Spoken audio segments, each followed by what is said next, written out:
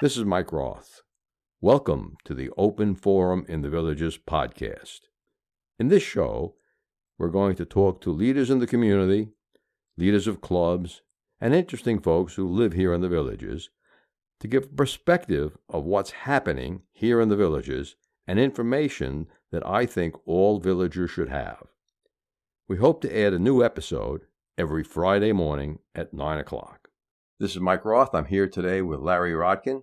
Thanks for joining me today, Larry. My pleasure.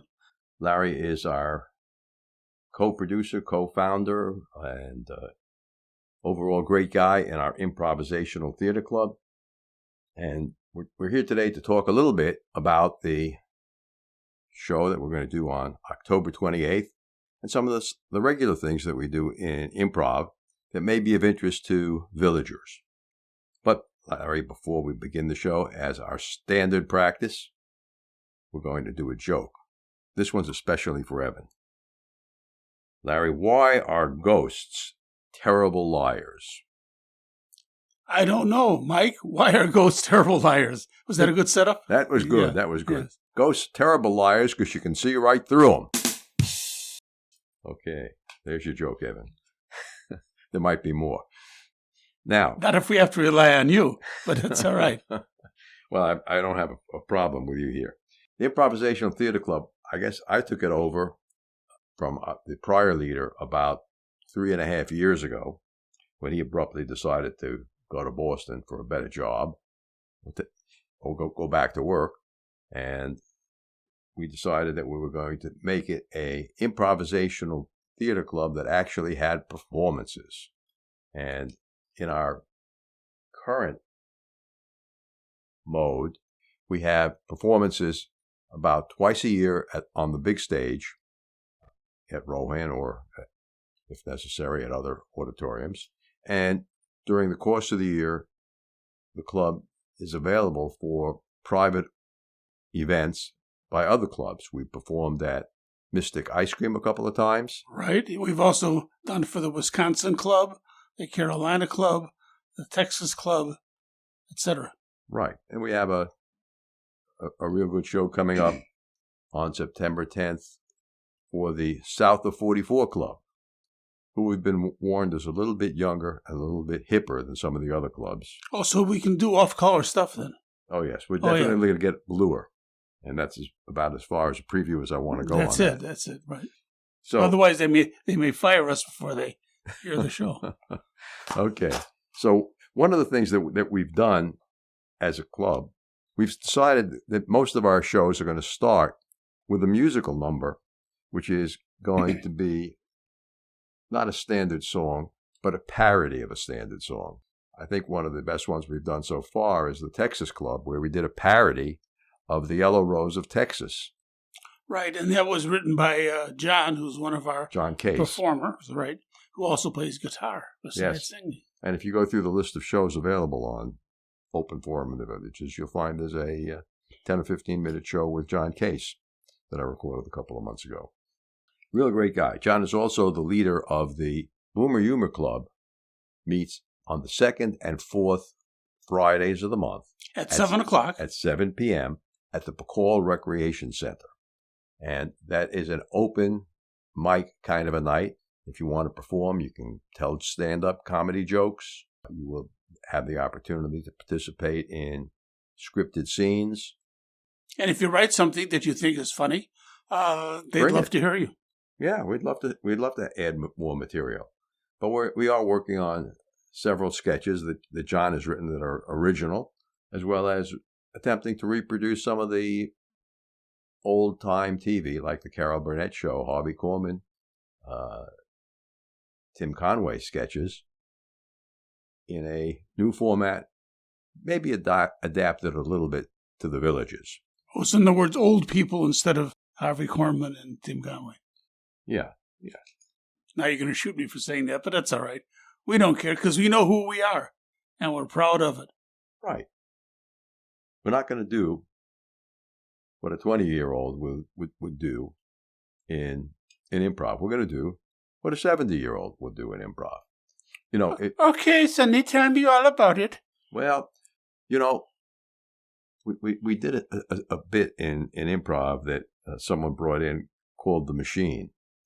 And it was brought in for us as if it was a sketch for 10-year-old kids. And it just didn't work. It didn't work. Villagers don't perform well if you ask them to get down on the floor. Then you need 3 people to get them off the floor. So we actually did last week a Villagers version of The Machine that worked out exceptionally well. And we have a new version of our marshmallow skit, specifically designed for people who are in their 50s, 60s, or 70s. So instead of eating the marshmallow, they'll gum it. They keep it in their mouth. I see. Okay. It's going to be very funny. We practiced that one last week, too. That was a interesting skit. This week, they don't know it yet, but I brought bags of marshmallows for each player. And for those of us who have sugar problems. Those of us who are diabetic can't play in the game. Oh. Or there's no swallowing. Okay, for whatever that means. Larry, why don't you tell our listeners a little bit about how you got involved with the Improvisational Theater Club? Well, I had actually done some humor and some improv back when I was in college 100 years ago. And when I saw an advertisement in the newspaper, or an article in the newspaper about it, I decided to go on and give it a shot. And the people who were in charge, which was before you were in charge, Mike, I want to make sure I get that, said, "You're not that good, Larry, so don't bother coming back." And I said, okay. So I went to the senior one the following week, and they said, "What are you doing here?" And I said, "Well, I want to see who the experts are since you said I'm not that good." And I saw them. 2 weeks later, I was in the best group because the people that were the best weren't the best. Maybe I had an off night that night, but as somebody once said, even the people that do Saturday Night Live do have off nights. Right. And I've seen people, they say this is true on Broadway. You go out and you do a show, and sometimes they laugh at a certain time. The next time, the laughter is not quite as strong, the same place. And was it the audience or was it the way you delivered it? And last month, I went to Southern Illinois University, my alma mater, and talked to them about things that were going on. And it's amazing how improv has taken over a lot of the theaters at the university level. Yes, and? It was unfortunate. It was during break. I couldn't see them, but the people that were in charge said, "Oh, yeah, it's the latest thing." And I said, "The latest thing?" Well, okay. But remember, Saturday Night Live has been around for 40 years, so it's not like it was just something that happened yesterday. And improv was invented during the Depression. Really? No, I didn't know that. And why was it? I mean, is that a straight line that you're setting me up for? No. Oh. That is really true. There was a lady who was funded by the Roosevelt administration for a new form of theater, and she invented improv. And there's a couple of books about her. Oh, all right. I'll have to look that up. I did not. You see what you can learn, ladies and gentlemen, by just listening to Mike. Well, sometimes I have good things to say. So one of the things that we've done in the improvisational theater, we meet the first 4 Mondays at Rohan from 6:30 to 8:20, and every session is open to new improvers. So in a way, we're calling the group Improv for Everybody. And what that means is we're always going to begin with a short opening exercise, a few improv rules, and then a few improv games that anybody can learn as long as they have a little bit of common sense and a little bit of memory. Common sense and memory. Oh. Good luck. This is the Villages. Okay, so we just let out 75% of the people. But for the other 25%, there's an opportunity that you too can become a star. Yes, and it's not hard. No scripts. Otherwise, you and I wouldn't be in it. Right. No scripts to learn. No hideous rehearsal schedule. And best of all, no auditions. And no costumes. I mean, the costumes are a shirt and black slacks. Yeah, a red shirt with a name badge, black slacks. That's the costume. Works out very well. Oh, yeah.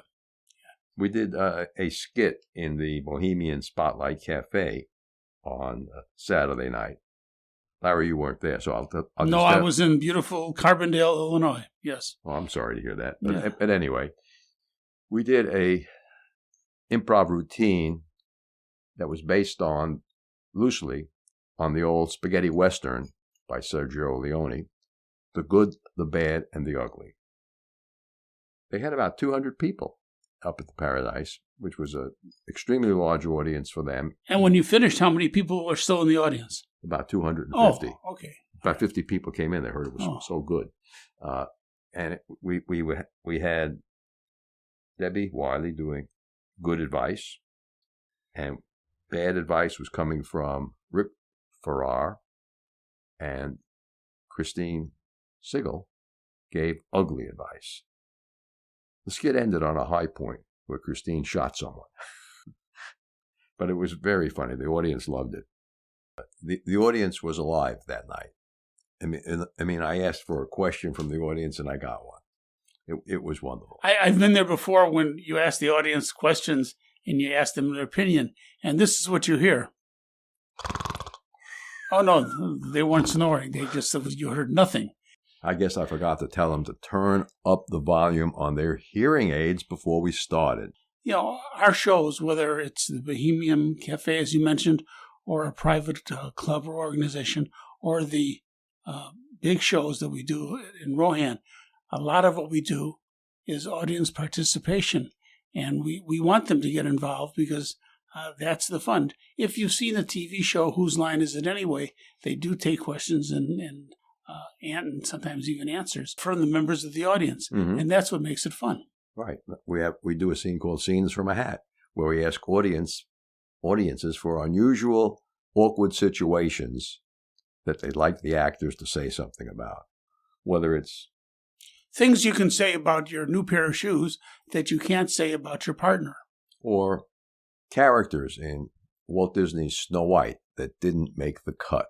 So you get a chance to use your imagination, and the questions that come from the audience, we have no idea where they're coming from, where they're going. Some of them are a little bit risque, and so we can't use them. So we tell them ahead of time, use common sense. But then we remember we're in the Villages. Right. And then this is one of those places that handwriting counts, because I'm the guy up front that's taking the card and has to read it live in front of the audience. I didn't realize there were that many doctors in the audiences of our shows. Yeah, all the cards look like, not all of them, but 20% look like they were written by a doctor as a prescription, and I can't read a word on the card. I just throw it over the side. It might be a good line to use, but you can't use a line you can't read. Yeah, please print slowly, carefully. And if you don't have a pen, we actually will bring extra pens to a show, and we actually bring blank 3x5 cards. Now, naturally, these are trick cards that whatever you write automatically erases and it puts down what we wanted to see. Exactly. Things that we stole from the week before. Well, things that worked in other shows. Yeah, people say to us, improv, you meet every week and you rehearse. How do you rehearse improvisation? And the answer is, it's not that we rehearse specific things, it's how a program comes together. Right. You have a scene, and it's got a backbone or a routine. Actors need to know in improv what they're supposed to do. And then the place that they are comes from the audience. But they know the framework of the scene, because we want the scenes to be over in 3 or 4 minutes. If they don't know what the framework is, it can get very confusing for the audience and for the actors. Yeah, that's the reason why we ask for participation. One of the skits we do, which is called My Movie, My Movie, My Movie, we say to them, we need, and don't give us Z and Q, because everybody says we'll give them Z and Q, because those will be difficult letters. We know those. Give us something else, and sometimes they'll say X and W.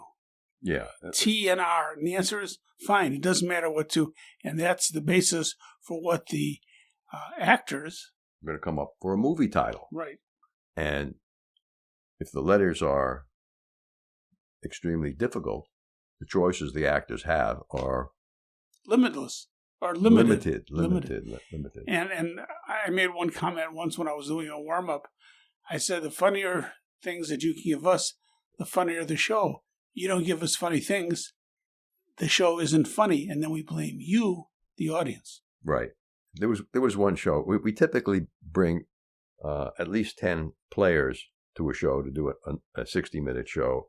And in the large theaters, we'll use up to 16 players to do a 90-minute show. So we brought 10 players to this one club, and a couple of our players' spouses and some neighbors came along. So we brought about, 15, 16 people. We had more players on our side than there were club members in the audience. Right. We did the show, but it would have been better with more people in the room. Yeah. Comedy is a very, very subjective thing, and it works this way, at least from my perspective. The bigger the audience, the funnier it's going to be, because if 20% of the audience gets a line and you only have 10 people in the audience, only 2 people are laughing. You take that same thing and you have 150 in there, you got a lot more people laughing, and laughter is contagious. Right. And that's what we are attempting to do, is make people laugh and have fun. And we have fun in a lot of different ways, and there are a lot of different improv games that we play. And each one of our players has to know all of the improv games. That way we can accommodate schedule changes at the last minute by our own players who can't make a show. So on the 28th of October, our plan is to have a big show at Rohan. The tickets are available online now. And that's a Friday night. It's a Friday night, is it? Yes, okay. It is. That's a good night of the week for a show. Yeah, because Saturday I'm in Orlando doing something else. So okay, yes. And the show is going to start at 6 p.m. and it's going to run till 7:30 without an intermission. You can take a potty break if you need in the middle. Just get up and walk out. But the show is going to run continuously. We're going to have probably 15 or 16 different improvisational scenes, which at that point in time we feel are the funniest and best scenes that we have available. And the funniest thing about this is it's up to the audience to bring their own liquid refreshment. And depending on what liquid refreshment, the more they drink, the funnier we are. That's right. The liquid refreshment can be a variation of grape juice, which is an adult beverage, or it can be a variation of hops and barley. But all of those drinks are just fine as long as you bring your own. And you can bring your own snacks. We'll be letting people in about 20 to 30 minutes before showtime. And about 10 or 15 minutes before the show begins, we have a warm-up act that comes out to warm up the audience. And he's a real ham. You hand him a microphone, you never know what he's going to say. Right, That's Larry? right. That's right. You have no idea what's going to come out of my mouth. Somebody once said to me, "Why do you enjoy improv?" And I said, because I don't have to rehearse. I don't have to have a script in my... It's whatever comes off the top of my head. And sometimes I have to stop and think, I better not say this. Oh, well, you're censoring it. Some of our people don't censor it. But the overall effect is magnetic. We've had people come to every one of our shows. We've had reviews written, and people have loved the show. And those are the ones you weren't in, right? I'm sorry. I've been in every show. People still came back. We also can promise that no audience member is going to be hit with Cheese Whiz. I know the answer to this, so I'm just going to say, what do you mean by that, Mike? Was that a good straight line? Yes. While we're at the Wisconsin Club, instead of using just regulation whipped cream in one of our skits, we used Cheese Whiz. Because of Wisconsin. It was cheese, yes. That seemed like a great idea. It was funny as heck, but the cleanup... In rehearsal was great, but the cleanup... The cleanup was too much, so we're going back to whipped cream, marshmallows, and fun. That was the show where my neighbor, who is from Wisconsin, I should clarify this. I was born in Oshkosh, Wisconsin. Yes, there is an Oshkosh. Anyway, my neighbor across the street had one of those cheese heads made out of foam rubber, and I borrowed it. And when I walked in to do the warm-up, the person in charge said, "I can't believe you went out and got one of those cheese heads just for us." Well, thank goodness my neighbor had it. So you steal the rest and create the best, or something like that. Well, the shows are funny. People enjoy them. Tickets are on sale now. There are still a lot of good seats available, and you can get them on. Now I have to look it up, Larry. While you look it up, I should explain, too, that as a person who does the warm-up, part of my job is to walk around the audience and find out where the good snacks are, because I come back and I eat the shrimp at one place and guacamole somewhere else, chocolate chip cookies, etc. I do not eat before I do the show because there's just so much good stuff there for me to enjoy throughout the evening. So now, Mike, how can we get tickets for the show? This URL that I'm going to give you is to use online. I'm not going to put it into a email because Google tends to suppress these. The address to go to get tickets is tinyurl, tinyurl.com/improv 102822. The date of the show. How about that? How clever is that? Yes. And that way you can get the best seats. Some of those are available.